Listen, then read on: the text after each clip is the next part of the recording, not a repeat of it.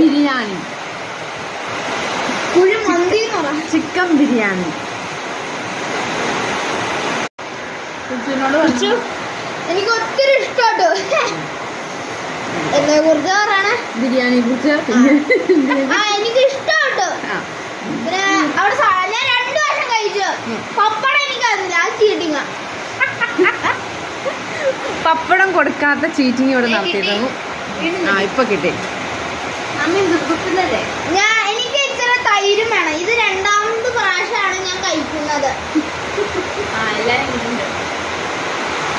പിന്നെ ഇവിടെ നാരങ്ങാച്ചാറില്ലായിരുന്നു, മാങ്ങയുള്ളായിരുന്നു. ഞാൻ അഡ്ജസ്റ്റ് ചെയ്ത് ഒരു നാരങ്ങ ഉണ്ടായിരുന്നു, അത് ഞാൻ എടുത്തു.